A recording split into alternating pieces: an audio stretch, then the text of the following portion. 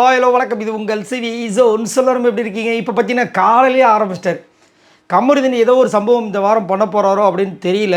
But அந்த மாதிரி விஷயங்கள் போயிட்டுருக்கு. அதுவும் குறிப்பாக நேற்று நைட்டு வந்துட்டு சாண்ட்ரா கிட்ட திவ்யா பற்றி ஒரு சில விஷயங்கள் சொல்லியிருப்பார். அக்கா, திவ்யா பற்றி நம்பாதீங்க, உஷாராக இருங்க, அவங்க உங்களை யூஸ் பண்ணுற மாதிரி இருக்குது. அது மட்டும் இல்லாமல் நீங்கள் ஜெயிலுக்கு போகாததுக்கு முக்கிய காரணம் அவங்கள தான் இருக்கணும்.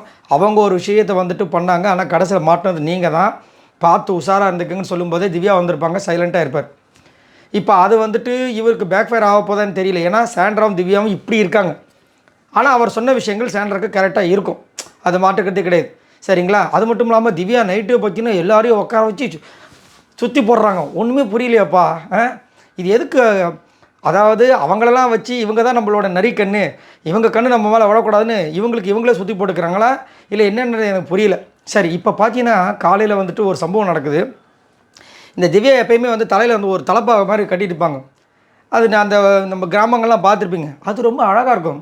அவங்க வயல் வழியில் போகும்போது எங்கள் அப்பா கூட அப்படி கட்டுவார். இந்த அம்மா வந்து இருக்கிற துணியெல்லாம் இந்த மாதிரி கட்டிக்கிறாங்க பொழுது அவங்களுக்கு அது பிடிக்குமானு தெரியல. இவர் என்ன பண்ணிட்டாரு, இவங்க எப்பயுமே பார்த்தீங்கன்னா திவ்யா மட்டும் கொஞ்சம் ரொம்ப ப்ரெசன்டபுளாக இருக்குன்னு பார்ப்பாங்க. அது நீங்கள் பார்த்தாவே தெரியும். அவங்களுடைய அந்த விஷயத்தை ஈகோவில் டச் பண்ணிட்டாப்புல. என்னென்னா நீங்கள் பார்க்குறதுக்கு ப்ரெசன்டபுளாகவே இல்லை ஒரு மாதிரி சொல்லிட்டார் போல இருக்குது. இவங்களுக்கு பதட்டமாகிடுச்சு. இங்கே வந்து புலம்புறாங்க, கண்ணிக்கிட்ட புலம்புறாங்க, ரம்யாங்கிட்ட புலம்புறாங்க. என்ன போய் இப்படி சொல்லிட்டானே, என்ன எப்படி சொல்லலாம் அந்த மாதிரின்னு கனி உடனே கலாய்க்கிறாங்க. அதாவது அந்த இதில் சொல்லுவாங்களா, இப்போ இந்த காரை யார் வச்சிருக்கான்னு என்ன போய் இந்த கேள்வி கேட்டானேன்ட்டு அந்த மாதிரி. என்னங்க எனக்கு இப்போ தாங்க சந்தோஷமாக இருக்குன்றாங்க. அவங்க ரொம்ப புலம்புறாங்க. பேசிட்டு இருக்கும்போது கமருதீன் கரெக்டாக கண்டுபிடிச்சிட்டார் பொழுது. திரும்ப உள்ளே வந்துட்டு, சாரி இப்போ நல்லா தான் இருக்கீங்க, இல்லை எனக்கு தெரியும் போ அப்படின்ட்டாங்க. இல்லை சும்மா தான் கிண்டலுக்கு தான் பண்ணேன்னு சொல்லிட்டு போயிட்டார். இவங்களுக்குள்ள மண்டல் உருட்டிகிட்டே இருக்குது.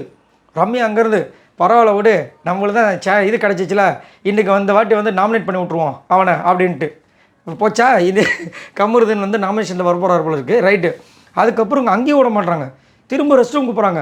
அங்கே பிரஜின் சாண்ட்ரா கிட்ட வந்து என்ன போய் இப்படி சொல்லிட்டாங்க, நான் என்னங்க நான் ப்ரெசென்டபிள் இல்லையா, சரி நான் குளித்து முடிச்சதுக்கப்புறம் இப்படி இருந்தால் பரவாயில்ல, இதுக்கு என்னங்க குறைச்சல் அப்படின்னு அதை சரி பண்ணுறாங்க.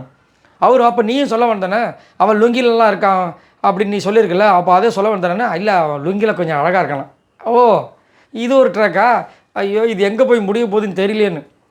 இவங்களுக்கு வந்துட்டு இப்போ கமருதீன் வந்து பயங்கரமாக ப்ரெஷர் கொடுக்க போகிறான்னு நினைக்கிறேன்.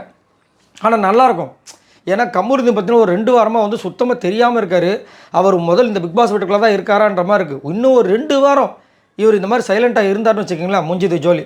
அதுவும் அந்த பொண்ணு கூட இப்போ காலையில் பார்க்குறேன் 2 பேரும் ஜாலியாக டான்ஸ் ஆடின்னு இருக்காங்க, அப்புறம் சண்டை போடுற மாதிரி விளையாண்டுட்டு இருக்காங்க. என்ன பொழப்படா இது.